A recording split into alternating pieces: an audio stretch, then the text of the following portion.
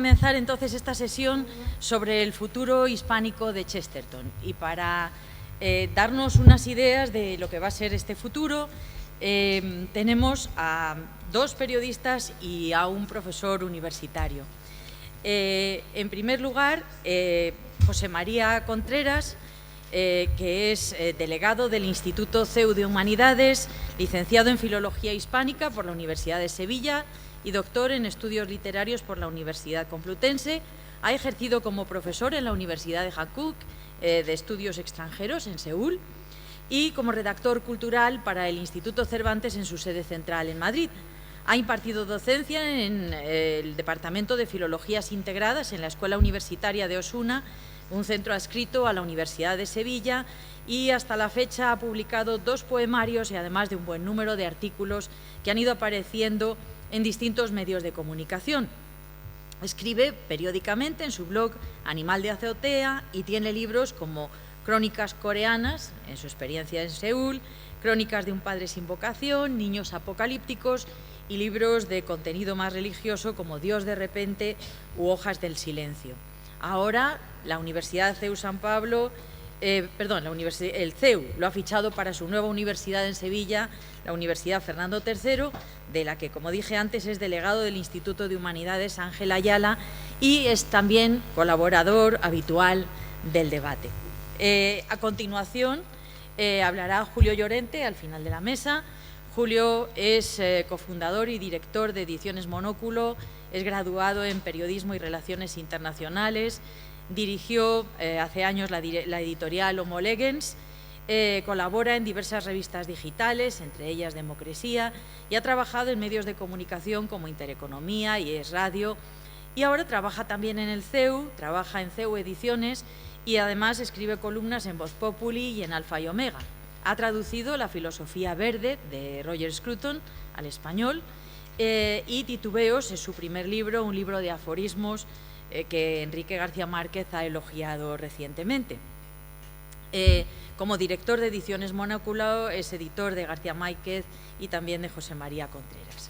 Y por último, Carlos Esteban, en mitad de la mesa, periodista, 15 años en el diario Líder de Información Económica Expansión, entonces del Grupo Recoletos, los 3 últimos años como responsable del servicio de servicios interactivos en la página web de este medio.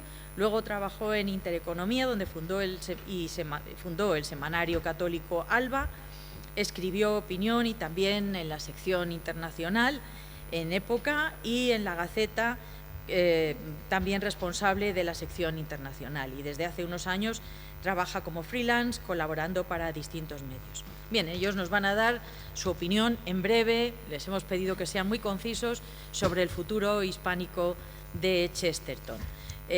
José María, si quieres empezar. Perfecto. Yo he pillado justo que iba a beber.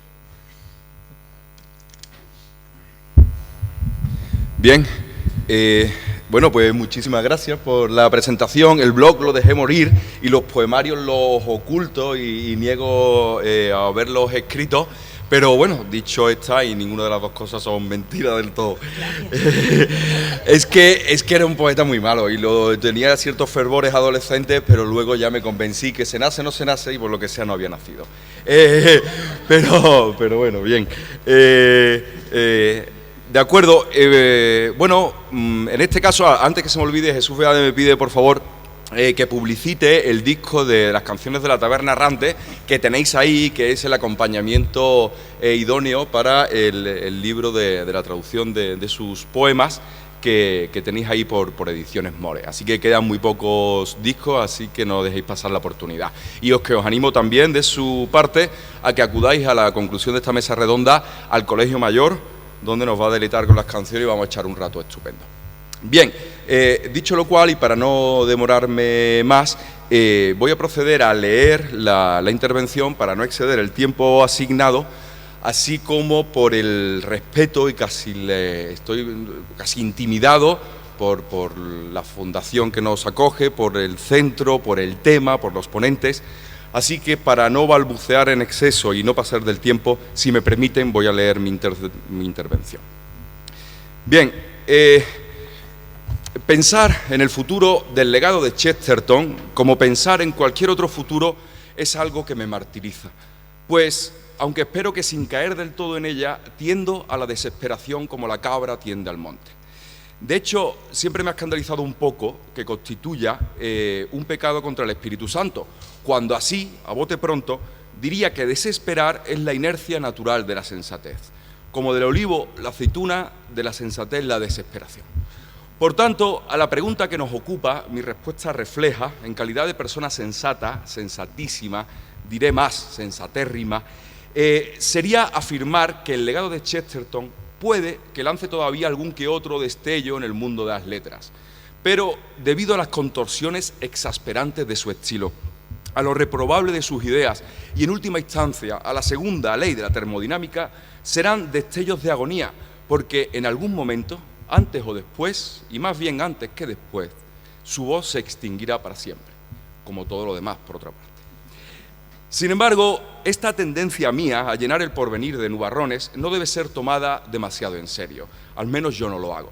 En parte porque hay que vivir, y hacerlo de manera sombría, sobre todo con 4 niños en el mundo, es insostenible y además bastante aburrido.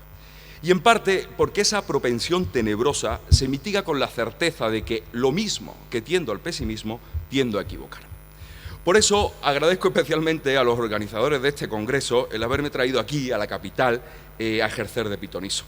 Ahora bien, que yerre de modo sistemático en mis pronósticos no quiere decir que el futuro suele ser mejor de lo que imaginé. Con harta frecuencia resulta aún peor. Lo que sí puedo asegurar es que nunca, jamás, pero ni una sola vez, se ha presentado tal y como lo preví. Es así que se puede dar por cosa segura que me equivocaré, que el futuro me sorprenderá, y la esperanza es que me sorprenda para bien. Por consiguiente, ojalá me equivoque de parte a parte y el legado de Chesterton, la onda expansiva de la bomba benéfica, como lo llamó Dorothy Sayers, no sé si lo pronuncio bien, no deje de propagarse, intensificarse y asolar todo a su paso con ese potencial creador y luminoso que muchos somos, lo que lo hemos comprobado de primera mano, alberga pujante en su núcleo radiactivo.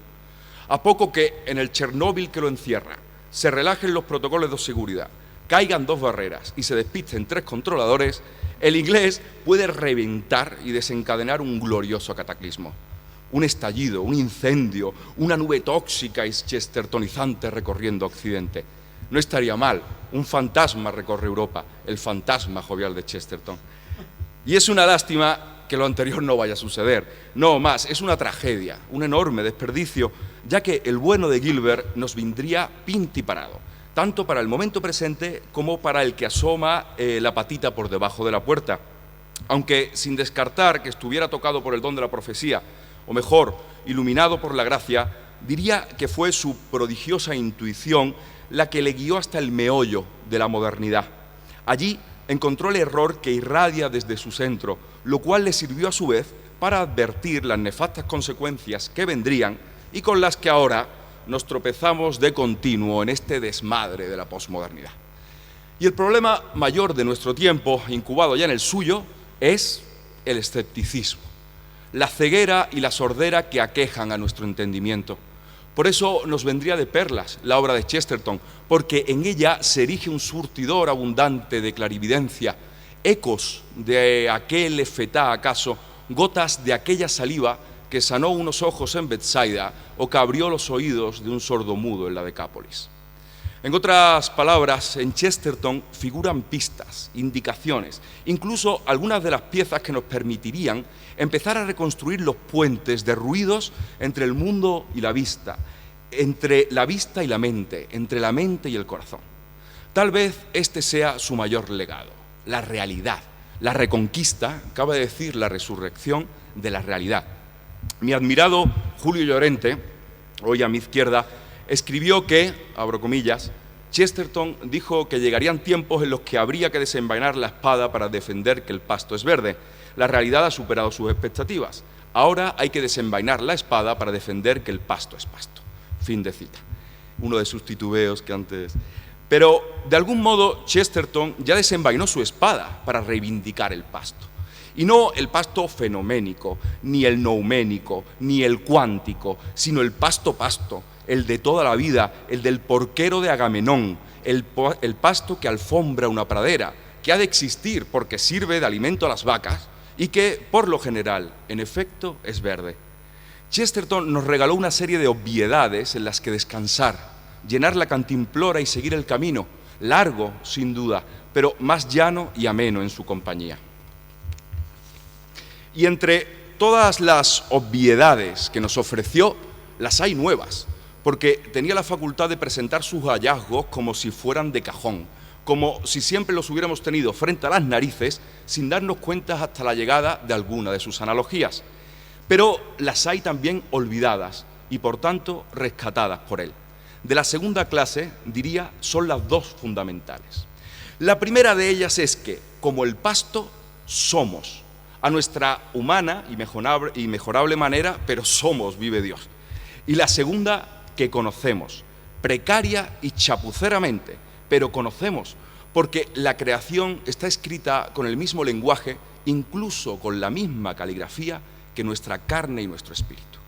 Así pues, la obra de Chesterton sirve para espabilarnos, para sacarnos de un bofetón de nuestra ensoñación escéptica. «Niño», nos dice zarandeándonos con sus manazas, «despierta».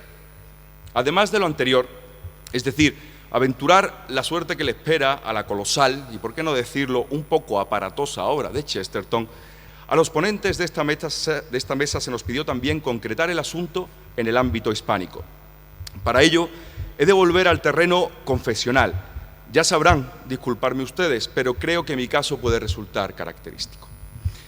Nací, y a la vista está que crecí, en una familia numerosa, católica a machamartillo, providencialista, fundamentalista, si quieren.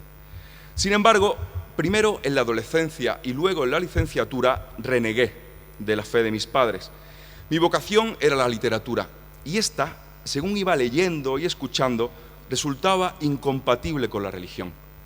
Entendí en la universidad que la excelencia estética, esa que tan profundamente me emocionaba y a la que yo aspiraba con toda la vehemencia de mi juventud, estaba sujeta a evolución, y que a partir de cierto punto, un punto ya lejano, los autores se habían separado de la Iglesia, y que esa separación era conveniente a nivel artístico.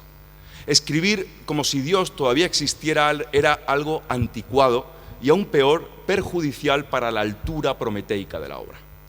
Dios, y sobre todo el Dios católico, era una cosa de beatas, no de poetas. La fe o la literatura. Era así como pensaba entonces. Ya ven, nada nuevo, como tampoco es nuevo lo que viene a continuación. Por un cúmulo de casualidades, me llega un libro fotocopiado de cuyo autor no había oído hablar. En la mitad izquierda del primer folio, impreso de forma paisada, se leía «Ortodoxia». La caída del caballo fue tal que aún me resiento cuando se avecina tormenta. Ahí estaba la prosa de Chesterton, frente a la cual muchas de mis admiraciones previas parecían balbuceos. Ahí estaban sus ideas, más contundentes, profundas y luminosas que toda la enfermiza cacharrería de vanguardia. Desperté, regresé, y bajo esa luz, consabida y nueva al mismo tiempo, descubrí el valor de todo aquello que había despreciado por culpa de mi soberbia. Gracias a él, tan inglés, me reencontré con el catolicismo, tan nuestro. Porque el catolicismo es universal, pero España, la hispanidad, no tiene más remedio que ser católica. Chesterton me abrió los ojos a mi familia, que no fue la suya, a mi tierra y a mi cultura, que no fueron las suyas, a mi fe, que ojalá llegue a ser tan robusta y fértil como la suya. Y ahora que acabo, reconozco que tanto hablar sobre Chesterton ha conseguido atenuar la desesperación con la que empecé. Si no fuera porque soy andaluz, y ustedes considerarán que exagero, diría que me siento casi optimista. Porque es cierto que Chesterton es una bendición, y además es una bendición oportuna.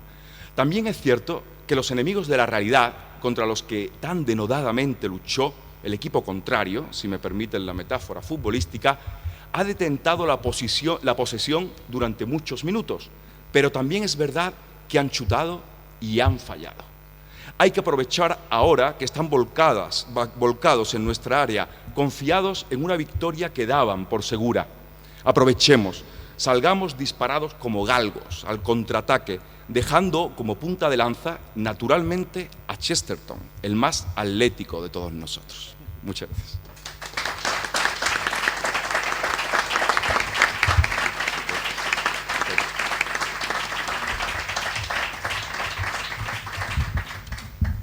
Julio, por favor.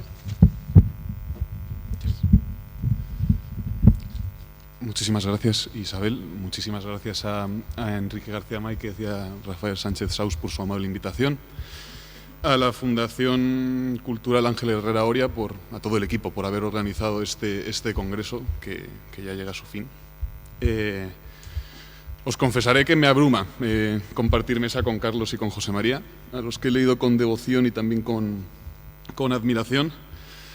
Y por otro lado me entra un síndrome del impostor un tanto peligroso, porque primero por intervenir después de José María, y segundo porque creo que soy la persona más inadecuada para honrar a Chesterton. Si tengo sentido del humor, este solo florece en la intimidad, no en salas como esta, llenas de gente. Y además, cuando en estos casos tiendo a la circunspección. Igual que José María, para ceñirme al tiempo que se nos ha marcado, optaré por leer. Mi texto es infinitamente peor que el suyo, pero bueno, se hará lo que se pueda. Creo que el autor que nos convoca, incansable polemista, estaría contento si comenzase cuestionando el título de la mesa redonda, impugnándolo. Sería insensato disertar sobre el futuro hispánico de Chesterton si antes negásemos su misma posibilidad. ¿Acaso un escritor muerto hace casi un siglo puede tener futuro? Es más, ¿acaso puede tener presente? Chesterton, podría afirmar el posmoderno, no tiene nada que decirle al hombre de hoy, mucho menos al de mañana. Sus ideas nacieron en un contexto ya extinto. Su pensamiento resultó de unas circunstancias que solo sobreviven en la memoria desconchada de los más viejos. Quizá valiese para aquella época, pero resulta inaceptable, mejor, ininteligible para la nuestra. Entre él, inglés del siglo XX, y nosotros, españolitos del XXI, se abre un abismo de incomunicación. Tal vez podamos leer sus ensayos, cantar sus poemas, pero apenas seremos arqueólogos desempolvando un fósil. Es sin duda una objeción pertinente, pues la inspira el espíritu mismo de la posmodernidad. Nuestra época mantiene una relación problemática con el pasado. Buena parte de nuestros contemporáneos está convencida de que éste no puede enseñarnos nada valioso. O bien porque nuestra historia, la historia occidental, está atravesada de sombras y nuestra generación es hija de la luz, o bien porque el hombre de hace un siglo, de hace 2, de hace 10, es esencialmente distinto a nosotros. Resuena así el eco de Heráclito. Nada permanece, todo cambia. Tal vez la voz de Chesterton fuese oportuna en su tiempo, pero hoy, transcurridos 100 años, está condenada a la estridencia. Mi tesis, sin embargo, es que la filosofía chestertoniana, como todas las filosofías verdaderas, sigue vigente hoy y seguirá vigente mañana. Una buena filosofía es una filosofía perenne. A mi juicio, no es provechosa para el hombre de una época concreta, sino para el hombre de todas las épocas. No para el hombre de principios del siglo XX, sino para el hombre eterno. Hay una razón general que no concierne solo a Chesterton, sino a cualquier autor que haya tenido la desgracia, quizá la fortuna, de nacer en un tiempo distinto al nuestro. Creo, en consonancia con un buen puñado de filósofos, que la naturaleza humana permanece desde el inicio y que, por tanto, el hombre del siglo XXI comparte inquietudes, anhelos, tentaciones con el hombre de todos los siglos, incluso con el hombre de las cavernas. El grito de Antígona interpela especialmente a nuestra época positivista. El canto de San Francisco conmueve también al hombre ultratecnológico. Es preciso que Aristóteles completa Heráclito. El cambio convive con la permanencia, y de hecho, doblando la apuesta, la permanencia es la condición necesaria del cambio.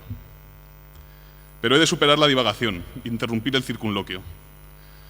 Corro el riesgo de disertar prolijamente sobre la naturaleza humana y de soslayar, ebrio de metafísica, al maestro que nos ha congregado aquí. Durante los próximos minutos expondré, probablemente sin éxito, se lo advierto, 3 razones por las que la palabra de Chesterton permanece significativa. La primera tiene que ver con un talante, con una predisposición. Se ha repetido hasta la saciedad, casi hasta la extenuación, que la polarización prolifera en nuestras sociedades. Se desgarra lo común y se exacerban las diferencias. Cuando el espacio público ha trocado en campo de batalla, cuando la comunión ha degenerado en división, ¿cómo no regresar a Chesterton? Él, que consagró su vida a la polémica, que de algún modo erigió la polémica en género literario, nos descubre la posibilidad de una discrepancia fecunda y respetuosa. Chesterton solo refutaba a un rival después de haberlo colmado de elogios. Concedía a sus adversarios, sin excepciones, algo así como una presunción de inteligencia.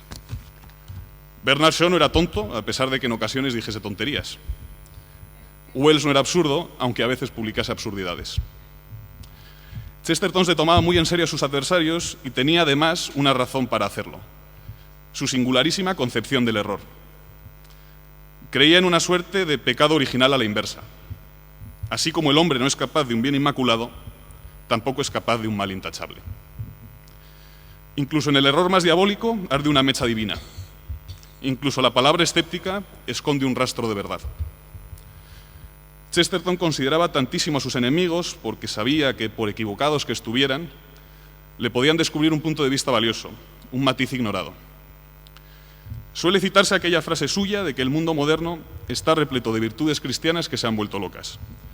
Nosotros, tan cenizos, prestamos atención a la locura y obviamos la virtud. Para Chesterton, el pecado moderno es la sinécdoque, el de tomar la parte por el todo, lo relativo por lo absoluto. El liberal acierta cuando ensalza la libertad, yerra cuando la entroniza. El materialista acierta cuando celebra la materia, naturalmente, yerra cuando la hipostasia. En el fondo del polemismo de nuestro autor palpita lo que debería palpitar en el fondo de todo polemismo: una voluntad redentora. No pretendía destruir ideas, sino rescatarlas, integrarlas en un todo, arrancarlas del erial en el que están para sementarlas en un vergel. El segundo motivo tiene que ver con su espíritu y el nuestro. Si el hombre moderno era optimista, el posmoderno es pesimista. Si la modernidad se fundaba en un ímpetu, la posmodernidad la inaugura una náusea. La modernidad pretendía endiosar al hombre y la posmodernidad, transhumanista o malthusiana, pretende descartarlo. A mi juicio tiene mucho sentido que sea así. La modernidad es la penosa historia de un incumplimiento. Se había propuesto asaltar el cielo y terminó pavimentando un infierno. El entusiasmo ideológico se apagó en Auschwitz. El progreso tecnológico culminó en Hiroshima. Creo que el nihilismo contemporáneo nace de una decepción, de una esperanza frustrada, y que Chesterton puede remediarlo. La desesperación posmoderna, que maldice la precariedad humana, exige la esperanza chestertónica, que se funda en el amor divino. El entretenimiento posmoderno, que apenas enmascara el vacío, pide a gritos la alegría chestertoniana, que festeja el esplendor del ser. Cuando abundan voces que nos combinan a la esterilidad anticonceptiva, pensadores que proclaman el sinsentido, periodistas que registran puntualmente los síntomas del desastre, nada más acuciante que regresar a Chesterton. El hombre contemporáneo es sensible al drama, al niño sufriente, a la naturaleza profanada, a la mujer sometida. Y nuestro autor puede hacerle sensible también al prodigio. En un poema de juventud se preguntaba qué encarnaciones o purgatorio prenatal debía de haber vivido para ganar la recompensa de contemplar un diente de león. Mucho más adelante, ya al final de su vida, decía que lo más maravilloso de la niñez es que todo en ella resulta una maravilla. Su pensamiento se asienta sobre la idea, furiosamente inactual, de que ni siquiera las circunstancias más aciagas eclipsan el milagro de la existencia. Para él, la vida merece la pena en el sentido literal de la expresión. Merece la pena. La realidad es una maravilla, aunque sea una maravilla herida. El mundo es un don, aunque sea un don desgarrador. La última razón, os juro que ya me callo, concierne a su filosofía, abiertamente antimoderna. Chesterton, que se adhiere al pensamiento realista, descubre que casi todos los filósofos modernos están abocados a la impostura. Prácticamente ninguno puede encarnar lo que predica. Quizás sus sistemas sean lógicos, pero no podemos aceptarlos como verdaderos. El determinista no dudará en exigirle responsabilidad a aquel a quien le ha negado la libertad. El escéptico no dudará en enunciar verdades cuya inexistencia ha proclamado. Cuando el cartesiano camine al borde del precipicio, preferirá no desconfiar de sus sentidos. Cuando el marxista se enamore de una mujer, se inclinará a pensar que no todo es materia gris. En palabras de Chesterton, contra todo esto, en su biografía de Tomás de Aquino, contra todo esto, la filosofía de Santo Tomás de Aquino se alza fundamentada en la convicción común y universal de que los huevos son huevos. Ay, no, perdón, esto es después. Esto es después. ¿Ves? Ha florecido el sentido del humor y no ha sido intencionado. Desde que comenzó el mundo moderno en el siglo XVI, nadie ha construido un sistema de filosofía que realmente se correspondiera con el sentido de la realidad de la gente, con aquello que, si se les dejara solos, los hombres corrientes llamarían sentido común. Así, hay que creer lo que ninguna persona normal creería si de improviso se propusiera su sencillez, como que la ley está por encima de lo correcto, que lo correcto no tiene nada que ver con la razón, que las cosas solo son lo que nos parecen o que todo es relativo a una realidad que no existe. El filósofo moderno asegura, como una especie de estafador, que concediéndole eso, lo demás será fácil. Él enderezará el mundo, con tal de que una sola vez se le permita hacer esa única torsión de la mente. Decía antes que Chesterton profesó una filosofía realista y ustedes se preguntarán legítimamente en qué consiste eso. Su raíz es tomista, naturalmente, y se basa en una serie de premisas que todos podemos aceptar. Que los seres son lo que son y no lo que no son, que los sentidos no nos engañan y que las cosas contienen una verdad que nosotros podemos conocer mal que bien. ¿Cómo has dicho tú antes, José María? Chapuceramente. Eso. Le doy la palabra a Chesterton de nuevo, que es menos titubeante que yo. Contra todo esto, la filosofía de Santo Tomás se alza fundamentada en la convicción común y universal de que los huevos son huevos. El hegeliano podrá decir que un huevo en realidad es una gallina, por ser parte de un proceso inacabable de devenir. El berkeleyano podrá sostener que unos huevos escalfados solo existen como existe un sueño, pues tan fácil es afirmar que el sueño es la causa de los huevos como que los huevos son la causa del sueño. El pragmatista podrá creer que sacamos el mejor partido de unos huevos revueltos, olvidando que alguna vez fueron huevos y acordándonos solo del revuelto. Pero ningún discípulo de Santo Tomás necesita estrujarse el cerebro para batir sus huevos como es debido, ni dar una peculiar inclinación a su cabeza al mirar los huevos, o ponerse bizco cuando mira huevos, o guiñar el otro ojo para ver una nueva simplificación de los huevos. El tomista se planta en la clara luz del día de la hermandad de los hombres, en su común conciencia de que los huevos no son gallinas, ni sueños, ni meros supuestos prácticos, sino cosas atestiguadas por la autoridad de los sentidos, que vienen de Dios. Descubrimos ahora, cuando mi balbuceo agoniza, que los lectores de Chesterton no somos arqueólogos afanados en la exhumación de un fósil, tampoco excéntricos consagrados a la colección de antiguallas. Nuestra realidad semeja más bien la del caminante sediento que se topa con un manantial. Queremos gozar de una frescura, la chestertoniana, que sobrevive milagrosamente a la violencia del tiempo. Muchas gracias.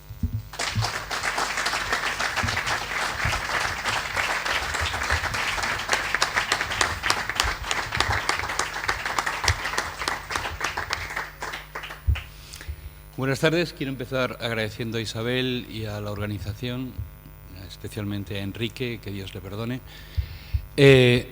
Bueno, como podéis ver, yo voy a ser bastante más breve, porque como pasaba ya de joven no he hecho los deberes y no he traído nada escrito, y sobre todo porque iba a hacer el ridículo después de yo he elegido ser el último precisamente para poder decir eso tan socorrido de ¿qué puedo decir que no se haya dicho ya? Pero bueno, como ya estoy aquí, pues diré lo mío.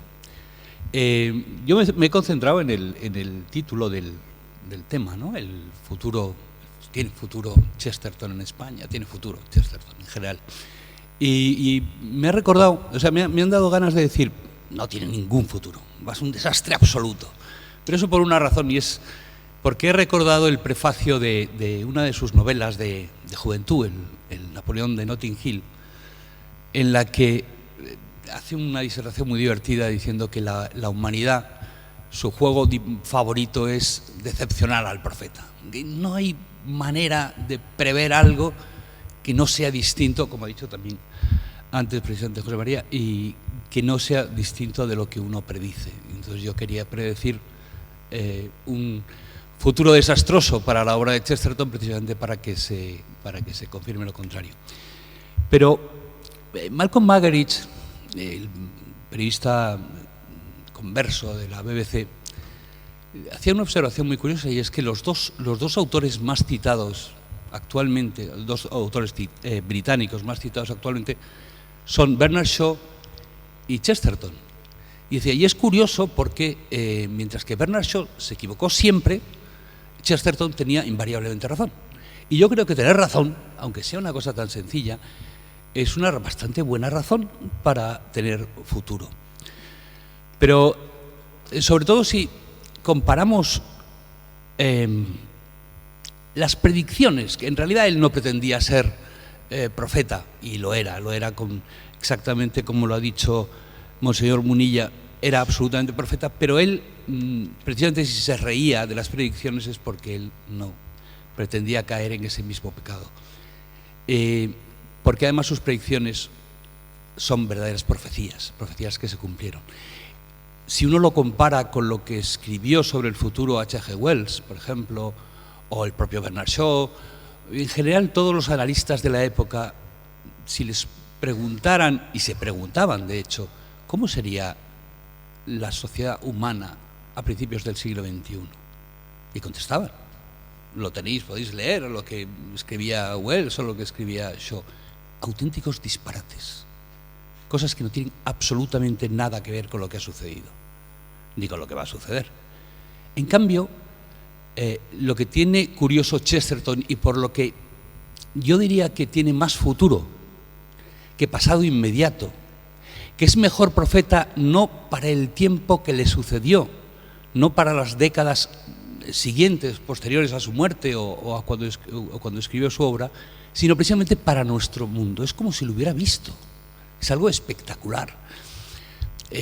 Cuestiones que son, digamos, que están en el centro del problema, the thing, la cosa que nos atañe ahora, que nos preocupa ahora, que nos aboca incluso a un fin de civilización, es exactamente lo que vio él.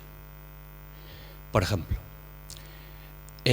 lo que ha comentado antes también Monseñor Munilla, hablando de cuando el hombre deja lo sobrenatural, no cae en lo natural, sino en lo antinatural. Hace falta otra cosa que abrir un periódico, que antiguo, quiero decir, mirar Twitter, y para comprobar hasta qué punto hemos caído en lo antinatural, precisamente por abandonar lo sobrenatural. Esto es un ejemplo muy obvio. Él vio todo eso. Él vio cuando los dos habéis puesto el ejemplo del pasto verde, ¿no? De la necesidad de decir algo que es absolutamente evidente en todo momento y que va a haber que sacar la espada para defenderlo. Bien, el equivalente lo estamos viendo ahora. Hay gente que ha ido a la cárcel sencillamente por decir que una mujer es una mujer o que un hombre es un hombre. Exactamente, que el pasto es verde. Es decir, eso que al lector contemporáneo de Chesterton probablemente le podría parecer una de sus maravillosas exageraciones, su pirotecnia verbal, es para nosotros la obviedad más cotidiana. Tenemos, por ejemplo, las obsesiones del ecologismo, que básicamente es una especie de coartada universal para la eugenesia, que era una de las obsesiones de Chesterton, para eso que llamaba un culto pagano al sexo, pero sin la ventaja del antiguo culto pagano, que era también culto a la fertilidad. Eso es lo que estamos viviendo nosotros. Estamos viviendo una crisis demográfica que nos aboca a la extinción directamente. Pero hay un tema sobre el que, a mi modo de ver, vamos a decir, por lo que he podido comprobar, se ha llamado poco la atención, y es la denuncia que hace Chesterton del globalismo. Si cogéis toda la relación de obras de Chesterton, algo parecido a lo que hizo Enrique cuando tuvo que catalogar sus aforismos, probablemente con un ordenador y ponéis globalismos, estoy absoluta y totalmente seguro de que no vais a encontrar nada. ¿Vale? Si digo, el globalismo en Chesterton, no hay nada. No. solo que no lo llamaba así. Y además, esto me permite meter un poco de cuña el aspecto hispánico del asunto. El globalismo de nuestra época lo clava absolutamente Chesterton en los primeros capítulos de la obra que he hablado antes, el Napoleón de Notting Hill, por boca de Juan del Fuego, expresidente de la República de Nicaragua. Se supone que estamos en una época en que han desaparecido los países, han ido desapareciendo y tal, precisamente por eso Juan del Fuego es expresidente. Y entonces hay una discusión de 3 funcionarios británicos con este expresidente nicaragüense que le intentan convencer, como nos intentan convencer a nosotros todos los días, de lo absurdo que es de la existencia de las fronteras, etcétera, etcétera, y la necesidad de un gobierno mundial. Y él, con sus palabras, lo que desenmascara es que el verdadero nombre del globalismo es imperialismo. Que no es cierto que vaya a ser un proceso por el que todas las culturas vayan a poner de su parte y el resultado vaya a ser una especie de consenso. No, sabemos perfectamente qué pensamiento va a tener ese mundo unificado, ese gobierno unificado que nos preparan. Lo sabemos perfectamente porque es el nuestro, que es el último imperio. Estas yo creo que son suficientes razones para pensar que Chesterton no es que vaya a tener futuro, sino que su futuro va a ser infinitamente más brillante que su presente. Gracias.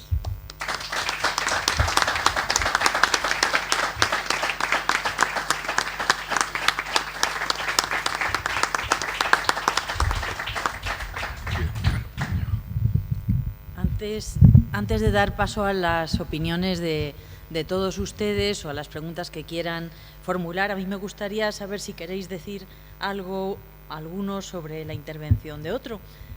¿Queréis? Me parece que han sido brillantísimas. No, en eso estamos de acuerdo todos. No, quiero decir, algún aspecto que queráis señalar. A mí la intervención de mis 2 compañeros de mesa han intensificado el optimismo con el que acabo yo verdaderamente. Y lo último que decía Carlos es que es cierto. Es decir, en efecto, el futuro que dibujaron sus contemporáneos, que jugaron a ese juego, ¿no? como mucho más directamente, han quedado completamente descartados. Y sin embargo, lo que él atisbó se acerca, pero de una manera casi milimétrica, ¿no? Entonces sí, posiblemente en ese sentido, y ojalá, o no, porque a lo mejor, porque si, claro, si pronosticó un mundo fatal, no sé qué, que se está cumpliendo poco a poco, a lo mejor lo bueno es que se equivoque, porque más vale el mundo que Chesterton. Eso, pero sí. No, porque precisamente, normalmente el que mejor diagnostica la enfermedad es el médico, con lo cual se supone también que la cura también va con ello.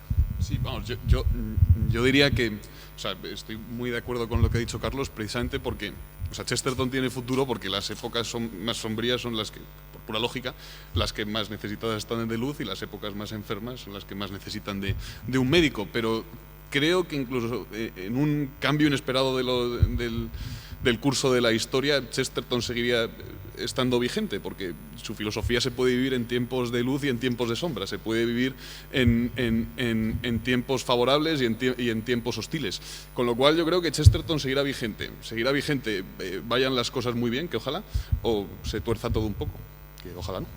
Sí, yo estoy completamente de acuerdo contigo, tiene mucho de este tipo y por tanto de verdad, sencillamente, la verdad es de cualquier época, pero tendría que matizar que no siempre se necesita al mismo salvador en todas las ocasiones, ¿no? Es decir, que pues a veces lo que te salva es una cuerda, otras veces es un gancho y tal, y yo creo que en este caso al tipo que dijo va a pasar esto, o si el hombre hace esto, su resultado va a ser esto otro, caramba, si estamos hablando de 150 años, son siglo y medio, y lo clavó, pero lo clavó de una manera que no corresponde a lo que él veía, sino de lo que se empezaba a atisbar y nadie veía.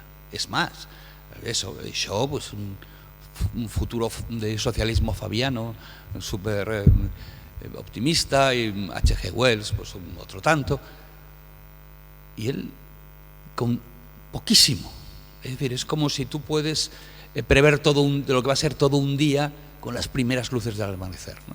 Eso es lo que hizo Chesterton.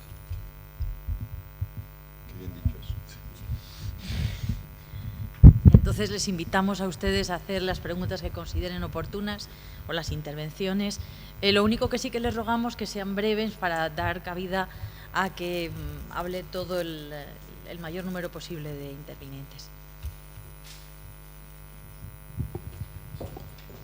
En esto que mencionaba sobre la visión profética, la pregunta concreta es si, habiendo dado toda esta serie de visiones, y muchas de estas se cumplieron, si también dejó pautas para la receta de cambio, o sea, la cura de las enfermedades. Por favor.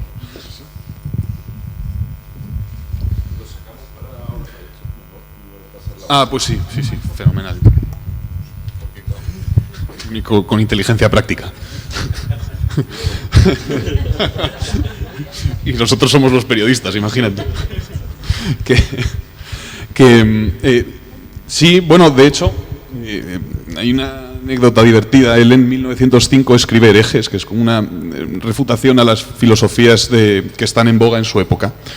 Y un crítico le dice, le afea, que se haya dedicado solo a criticar y no haya propuesto nada. Entonces él le toma la palabra y escribe Ortodoxia, en la que propone su sistema. Escribe Ortodoxia en 1908. Yo creo que, a pesar de que Chesterton fuese muy crítico con su tiempo y en gran medida discutiese con sus contemporáneos, tiene un pensamiento propio, que no se puede entender solo como una reacción a lo que él vivía, y que es un pensamiento que es válido para el hombre de todas las épocas. Pensaba mientras hablaba Carlos el globalismo en el distributismo. El distributismo es especialmente pertinente para esta época porque vemos cómo todo tiende a lo grande, a lo gigantesco, a una escala más inhumana que humana. Pues el distributismo nos permite juzgar, por decirlo de otra manera, creo que debemos juzgar nuestro tiempo a la luz del distributismo. Esa apología de la pequeña propiedad, de las empresas de un tamaño razonable, en las que los trabajadores participan también de la propiedad, etcétera, etcétera, nos permite juzgar nuestro tiempo y nos da un ideal hacia el que tender. Nuestra época, quizá el distributismo sea inalcanzable como tal, pero seremos mejores si nos acercamos poco a poco hacia él. El ideal nos da algo hacia lo que tender, es algo que Salvador Antuñano, que está ahí detrás, escondido, dice mucho. El ideal es necesario porque sin el ideal no tienes un camino que recorrer, no tienes un fin al que dirigirte, no tienes una meta a la que tender. Entonces, por no enrollarme más, yo creo que Chesterton, bueno, lo decía aquí, nos ofrece una filosofía perenne que no es válida para el hombre de una época concreta, para el hombre de nuestra época, para el hombre de su época, para el hombre del siglo XXIII, sino para el hombre de todas las épocas. Y un ideal a la luz del cual juzgar todos los tiempos, no solo el nuestro. Bueno, yo creo que, aprovechando eso que has metido ahí de tacón el distributismo, yo creo que casi valdría la pena hacer alguna vez, y ya te lo planteo a ti, Enrique, si organizas cosas de estas, para subir la apuesta y que sea ese monstruo bicéfalo del que hablaba Shaw, Chester Belloc, ¿vale? Que eso también sería un tema muy interesante, el distributismo y sus autores, porque aquí tienes que reconocer que Chester Belloc tenía casi más, más parte en la solución, en un modelo que el propio Chesterton.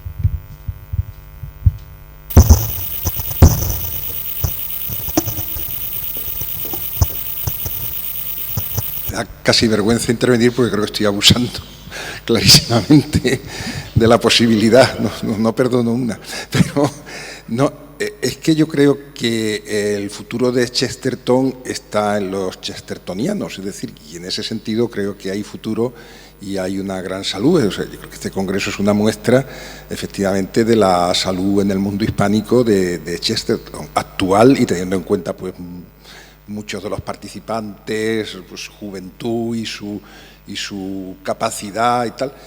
Claro, lo que también es verdad es que se ha puesto de manifiesto que alguien de la potencia y de la pluralidad de posibilidades que ofrece Chesterton, pues también ofrece interpretaciones que comienzan a ser diversas, que comienzan a enriquecerse unas a otras, pero también a abrirse en abanico y por lo tanto abarcar campos pues cada vez posiblemente más amplios, que por una parte evitan la reducción de la figura, pero por otra parte pues pronostican que posiblemente pues la unanimidad en torno a él pues no vaya a ser fácil, ¿no? Y que probablemente dentro de 50 años pues las distintas escuelas y de interpretación y tal sobre Chesterton, eso yo ya no lo veré, si Dios quiere, ojalá me libre de lo que eso significaría, pues sean incluso irreconocibles unas para otras, pero yo creo que en ese aspecto, como en todas las grandes figuras de la literatura, de la filosofía, de la historia y tal, pues son sus continuadores, ¿no? Y aquellos que se atrevan a continuar, no solamente porque les guste y lo analicen, sino porque algunos que se atrevan a continuar claramente con su línea de lo que significaron en su momento y coger ese relevo hoy, cosa que yo creo, y no sé, lo dejo ahí, que creo que no está tan claro, ¿no? Porque hoy, por ejemplo, Iwasaki nos ha estado hablando extraordinariamente de autores influidos por él, pero tampoco parece que haya gente que diga, oye, yo estoy claramente en esa línea, recojo esas ideas, esos principios y ahora pues los actualizo, los pongo, no, sino que ahí todavía pues estamos, o da la impresión un poco pues todavía bajo la sombra del gigante en ese aspecto, ¿no? Es curioso porque precisamente bromeábamos Enrique y yo hace un tiempo de que Chesterton es tan amplio incluso físicamente, que igual que de Hegel ha surgido una derecha hegeliana y una izquierda hegeliana, de Chesterton pasa lo mismo.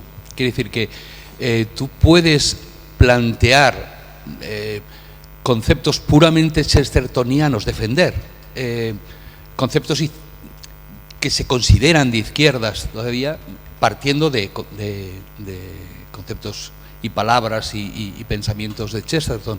E igual te pasa con conservadores, derecha, tradicionalistas, etcétera. Eso es una discusión que tenemos desde hace tiempo. Entonces, eso es lo curioso. Es decir, yo he leído a autores de izquierdas, incluso comunistas, que llegaron a la conversión sin dejar de ser de izquierdas por Chesterton. La crítica que hace, una crítica maravillosa a lo que podríamos llamar el estamento conservador, no digamos el empresarial de su época, es brutal. O sea, yo me acuerdo de un artículo que me dejó con la carne de gallina, que acababa con el pelo rojo de una pilluela de barrio, voy a incendiar la civilización. ¡Oh! Que es espectacular ese artículo. Ese es absolutamente revolucionario, se lo podría reivindicar Pablo Iglesias. Es una cosa y bueno, y luego pues hoy le lees, es una manera de hablar, luego le lees pues, hablando de la tradición y dices, bueno, pues, no sé, Blas Piñar, es decir, tiene para abrir esos dos, como tú decías, para sacar muchas interpretaciones, para tener muchas derivadas, ¿no?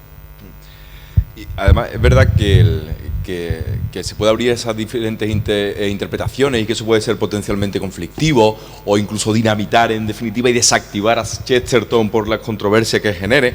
Pero bueno, es verdad que hay motivos esperanzadores. Las editoriales están publicándole hasta los bostezos, Acantilado, yo que sé cuántos libros lleva, Renacimiento, no solo las católicas.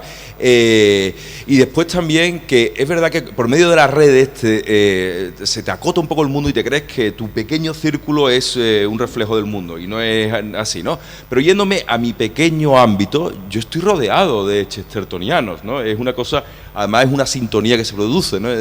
Incluso en los jóvenes. Hoy me ha pasado por la mañana un joven que dice, no, yo es que bueno, tuve un cambio porque empecé a leer a Chesterton hace poco. No me digas más, venga a mis brazos. Porque, es decir, hay una cierta, ¿cómo yo diría? Una actitud típica que se sigue repitiendo. Y lo había dicho por ejemplo, Monseñor antes, ¿no? No sabemos si tiene, pero la cantidad de conversiones que ha producido Chesterton, sobre todo en el sentido intelectual, o entrando por medio del intelecto, son muchas y se siguen produciendo. Entonces, bueno, quizás ahí llegue el momento en que podamos de verdad seguir sus pasos o sobrevivir fuera de su sombra. Eso sería lo ideal, claro.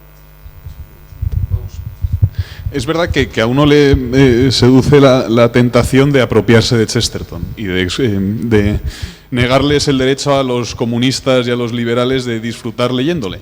Y es una tentación que hay que superar. Al revés, hay que celebrar que los liberales y los comunistas lean gozosamente a Chesterton.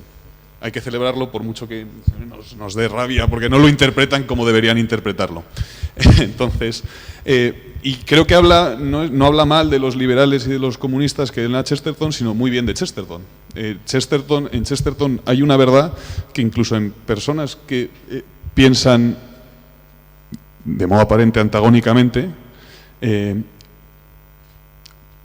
ven interpeladas. Una verdad que hay en Chesterton que esas dos personas que piensan de modo antagónico, o al menos aparentemente antagónico, pueden reconocer. Entonces, yo creo que hay que festejarlo y hay que festejarlo también por un segundo motivo. Porque precisamente ese liberal que lea a Chesterton desde su liberalismo, o ese comunista que lea a Chesterton desde su comunismo, o desde su materialismo, desde lo que sea, incluso ellos pueden revelarnos algo de Chesterton que a nosotros, por nuestra visión limitada de la realidad, por nuestra interpretación limitadísima de Chesterton, algo que nos había pasado desapercibido. Ellos pueden descubrirnoslo, con lo cual hay que festejar que gente muy diversa lea Chesterton, porque eso habla de la grandeza de Chesterton y porque eso solo va a enriquecer nuestra interpretación de Chesterton.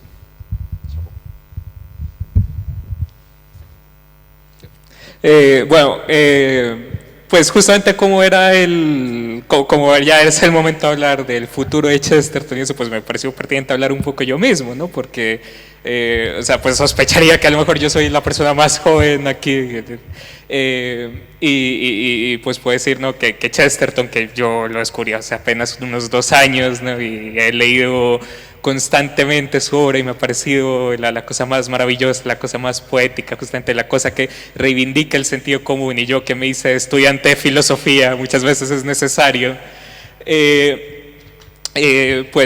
siempre he encontrado algo maravilloso. Y con eso, pues la pregunta puntualmente que tengo, y es una cosa que siempre he tenido ahí latente en la cabeza y que siempre me ha tenido esa duda, y es que me resulta completamente desconcertante, ¿no? Entonces, por ejemplo, el hecho de que, claro, de que Chesterton me parece que es un fenómeno entre los autores, por lo menos que yo conozco, muy particular, porque yo nunca había escuchado clubes en todo el mundo que se realizan aquí en Estados Unidos, en Argentina, en Gran Bretaña, y que tiene realmente una recepción y un estudio que es muy particular de él, y que obviamente, como hemos venido y como hemos visto con la intervención de autores y de pensadores de tan diversa mentalidad, ¿no? Como puede ser Fernando Savater y Juan Manuel de Prada, ambos coincidiendo en ese amor por Chesterton. ¿Cómo es posible, y especialmente un pensador tan prolífico, de tantos temas distintos, de filosofía, de teología, de pensamiento político, social, pues de cierta forma parezca permanecer un poco oculto y existen estas comunidades vibrantes, pero más que todo yo pensaría que se caracterizan por ser un poco subterráneas, por ser un poco pequeñas? O sea, yo diría que realmente los que disfrutan a Chesterton son pequeños, pero lo compensan con siendo muy devotos y siendo también muchas veces mucho como el propio Chesterton, ¿no? Con esa jovialidad, esas cosas, y eso es algo que invariablemente he encontrado. Pero pues ahí está mi pregunta, ¿no? Y no sé si este sea el momento más apto para preguntarla, pero pues siempre la he tenido allí, y es realmente ¿por qué es que un autor tan grande, tan inmenso como Chesterton, que lo menciona Borges, que lo menciona pues como vimos esta mañana, que ha tenido un alcance tan grande, pues realmente se ha quedado mucho en la marginalidad, que no lo estudiamos en los colegios, en las clases de español o de literatura o en historia, o no estudiamos el distributismo, y eso es algo que me ha desconcertado, ¿no? El distributismo no lo sé, porque yo tampoco lo entiendo muy bien todavía, tengo que ir acercándome, pero yo creo que sí, que lo que le sucede sería estupendo que hubiera chestertonistas como hay cervantistas, ¿no? Los mejores filólogos hispánicos se dedican a Cervantes y se dedican exclusivo al Quijote. Yo creo que la talla de Chesterton podría dar para ello. No sé si en el ámbito anglosajón, especialmente en el inglés, lo hay, lo ignoro. Pero lo que sucede con esto, como bien decías, es que Chesterton tiene lectores devotos, pero no lectores a secas, porque cuesta entrar en él, es difícil. Y esta es una experiencia que compartimos todos los que le tenemos devoción, y es el hecho que a la hora de intentar compartirlo con los familiares, con los amigos, nos frustramos, ¿no? Le damos ortodoxia y nos esperamos. No. Dice, bueno, ¿qué? No, me voy a esperar aquí a ver tu deslumbramiento. Voy a esperarme a que repitas la misma experiencia que yo. Y después dice, no, es que no. Pero ¿cómo puede ser que no te haya cambiado la vida, no? Entonces, bueno... quizás Chesterton te elige un poco, ¿no? Pero sí, eso es. Yo creo que en parte es por eso, que tiene su complejidad y entonces el que entra ya se queda, pero no es tan fácil entrar, al menos a mí me lo parece. Yo creo que también, y eso es creo que también defrauda las expectativas, y eso es culpa de quienes las creamos. Uno puede acercarse a él buscando ensayos apologéticos, buscando a un escritor católico típico, y lo que encuentra es bien distinto. Lo que encuentra es a un pensador que efectivamente puede convencerle a uno de la verdad del catolicismo, pero solo haciéndole a uno pensar muchísimo antes. Entonces creo que a veces los entusiastas lo presentamos como algo que no es. Y precisamente por presentarlo como algo que no es, defrauda las expectativas de quienes se acercan a él. Pero no sé, lo he pensado sobre la marcha y tampoco estoy muy convencido. Bueno, el gran éxito por lo que nos llega a Chesterton es porque era un fantástico escritor. Vamos a empezar. Por empezar. Y entonces, bueno, no hay tanta afición a la literatura. Nos gustaría que hubiera más, ya está. Es decir, que esa también es un poco una razón por la que no hay tantos entusiastas. Aunque yo cambiaría un poco el enfoque. Sí hay entusiastas, millones de entusiastas de Chesterton que no lo saben, que son entusiastas de Chesterton. Tú piensas que muchas de las intuiciones magníficas, geniales de Chesterton han ido calando en otros, que las han repetido con otras palabras y abren nuevos horizontes a mucha gente. Es decir, uno puede ser chestertoniano y chestertoniano devoto sin saberlo. Puede creer que no, yo es que soy de C.S. Lewis. Y a lo mejor C.S. Lewis está traduciendo algo que le llegó de Chesterton, y no podemos decir que fuera ingrato, porque lo reconoce en muchas ocasiones. Es decir, nos puede llegar Chesterton sin la palabra Chesterton.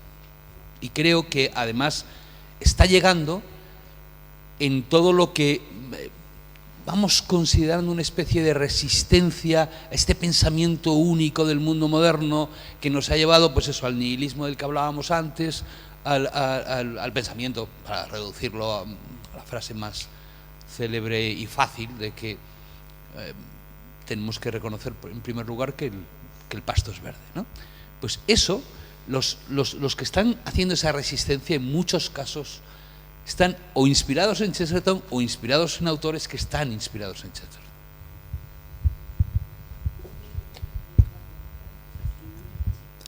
La mía es rápida. Viene en la coalición de esta que acaban de hacer.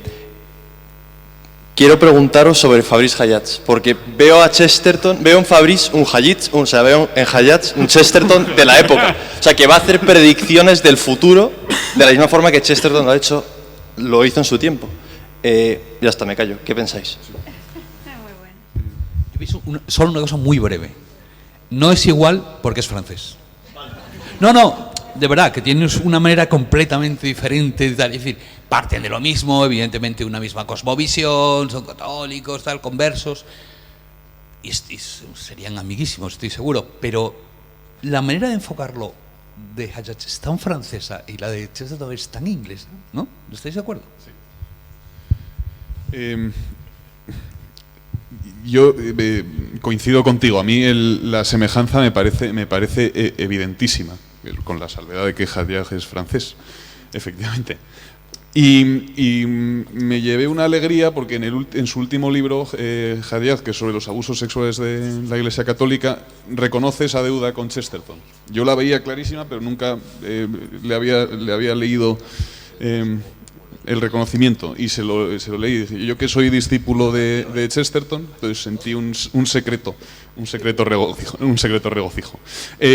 Yo veo una coincidencia, por ejemplo, en el tema de la carne. José María escribió en su momento un artículo estupendo sobre Hadjadj y la carne, y creo que ambos son un antídoto contra el gran mal de nuestro tiempo, que para mí es el gnosticismo. Me niego a desarrollarlo ahora porque sería excesivo, pero sí veo ese paralelismo, y celebro que lo hayas descubierto tú también.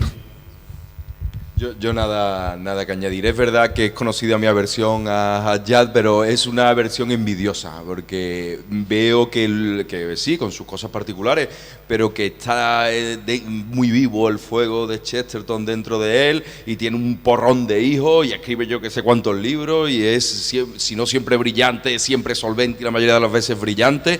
Una maravilla. Pasa un poco como con Enrique, el heredero de Chesterton en España, que son tan ejemplares que uno dice, bueno, que se deslumbra. Pero sí, estupendo.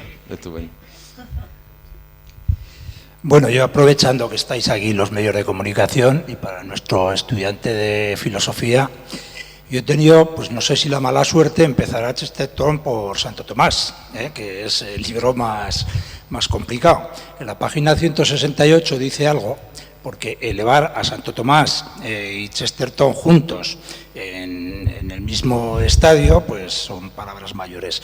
Pero sí que hay una simplificación que dice llevar la filosofía a la teología, la dependencia de la filosofía a la teología, y la dependencia de la teología de la santidad. Chesterton habla constantemente de la inocencia y de la niñez. Santo Tomás, hay un momento, después de descubrir todo lo que había descubierto y desarmar, como hizo Chesterton, desde el conocimiento y desde la erudición a todo el mundo, dice Santo Tomás que tiene una visión y que todo lo que sabía prácticamente no sabía nada, con esa visión que tiene sobrenatural. El entendimiento de la santidad es muy sencillo, lo tenemos todos presente y es muy sencillo. Lo que quiero dejar a los medios de comunicación y a todos los aquí presentes, que los complejos que tenemos los católicos de salir a la calle y de decir, yo hay dos palabras que he dicho siempre que hay que trasladar, que es la firmeza, el convencimiento, tenemos la razón, y la delicadeza, porque va también con nuestra forma de pensar y de creer. Lo que tenemos que hacer es salir a la calle, ese estadio de dependencia, la santidad, la teología depende de la santidad y la filosofía depende de la teología, lo tenemos mucho más sencillo, porque los dos nos dicen que una vez que hemos elevado el conocimiento, todo es mucho más sencillo. Y ahí está Chesterton hablando constantemente, y lo que le encantan los niños y la inocencia antes de sacarlos a la calle, que ahora los niños pues muy tempranamente ya se contaminan en esta sociedad que estamos viviendo, y lo habéis dicho vosotros, creo que lo has dicho tú, lo sobrenatural, que es donde tenemos que nosotros, y especialmente los medios de comunicación, aprovechando que estáis vosotros, que no salgamos a la calle con complejos, porque yo, que soy, se lo he dicho a Fernando, que Fernando nos da encargos, y aquí estábamos antes con Sergio, que se ha marchado antes a Tarragona,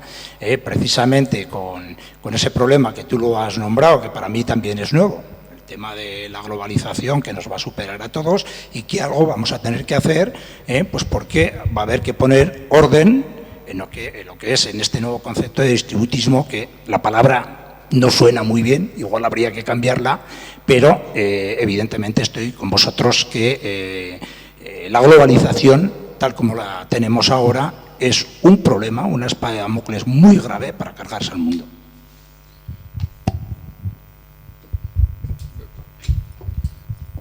Sí, vamos, comparto la observación.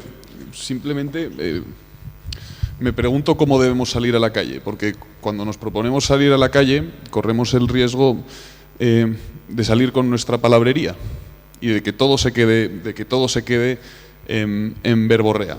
Decía Pablo VI que nuestra época está quizá más necesitada de testigos que de maestros. Entonces yo creo que se trata de vivir nuestra fe como estamos llamados a hacerlo y de salir a la calle más como testigos que como maestros que sermonean, más reflejando la verdad que se nos ha revelado que cacareándola, que es el riesgo que corremos en convertirnos en profetas que desatienden su propia vida. Entonces yo creo que se trata de vivir como católicos la fe que nos ha dado, la fe que hemos heredado. Y que cuando uno vive la fe que ha heredado, lo de salir a la calle, la evangelización, se da por añadidura. Se trata de vivir plenamente nuestra fe. Y veo un riesgo en enfatizar la necesidad de salir a la calle. El riesgo de la palabrería, por un lado, o el riesgo del activismo. Pero sí, ha dicho antes la santidad, sí, por eso. Eso es. Eso es. Sí. Tenemos otra pregunta allí al fondo Sí. y ya tenemos que cerrar. Bueno, qué responsabilidad. Muchísimas gracias a los tres miembros de la mesa por las intervenciones. Voy a lanzar una última pregunta en la senda del estudiante de filosofía y también recogían allí, y no sé si van a poder contestar los tres miembros de la mesa o a lo mejor alguna otra persona en el público, porque es una pregunta experiencial. Los jóvenes en los colegios no se da quizá leer a Chesterton. José María hablaba de una experiencia que yo también he tenido. Chesterton te fascina, lo has leído de joven, lo sigues leyendo ya no tan joven, se lo das a leer a otras personas no tan jóvenes y no consigues que les fascine, a personas muy cercanas y queridas que no lo han leído desde jóvenes. Ayer por la mañana un ponente, ya no recuerdo si fue Fernando Savater o Andrés Trapiello, decían, es un autor que si has leído de joven, continúas leyendo toda tu vida. Creo que fue Fernando Savater. Si empiezas a leerle adulto, ya no llega tanto, no sé cómo es decir. Entonces mi pregunta es esta: ¿pensáis que es un autor que es mejor empezar a leer de joven en la experiencia que algunos tenemos? ¿O hay alguien también quizá entre el público o en la mesa que puede aportar una experiencia diferente y decir, no, si yo empecé con 40, con 50, si yo he empezado más tarde y soy igual de amigo de Chesterton que vosotros? Muchas gracias.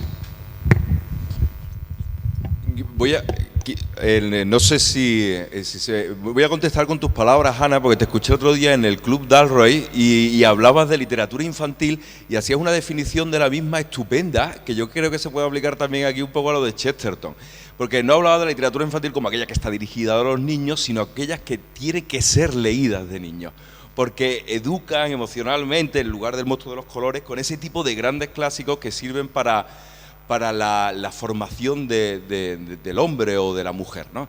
Entonces quizás sea equivalente el caso de Chesterton, ¿no? Quizás guste tanto en esa época porque es cuando se está formando no sé qué, algo, y quizás por eso es tan pertinente en ese momento, y que si no te creas ese órgano receptivo de Chesterton, quizás ya nunca te crezca. Como con el lenguaje sucede, que como no estés expuesto al lenguaje después de los 4 o 5 años de la edad crítica, ya no aprendes a hablar nunca, ¿no? No sé, pero bueno, quizás ya estoy desfarrado.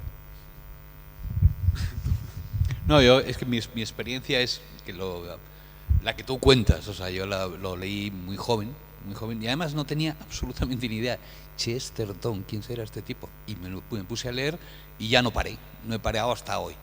Entonces, no sabría, no tengo la experiencia de haber empezado con 40 años, no sé lo que es, con lo cual no sabría decirte. No recuerdo en qué contexto fue. Sí, en un acto organizado por Neos hace 6 o 7 meses, Jadiaj hablaba de la vida como juego serio. Creo que la literatura de Chesterton es un juego muy serio y que solo puedes entrar en ella si aceptas el juego. Supongo que es más fácil aceptarlo cuando eres joven. Bien dicho. Bien, pues entonces cerramos esta sesión. Muchas gracias a los tres. esperamos que el futuro sea esperanzador y que sigamos leyendo todos a Chesterton durante muchos años y damos ya paso a la clausura.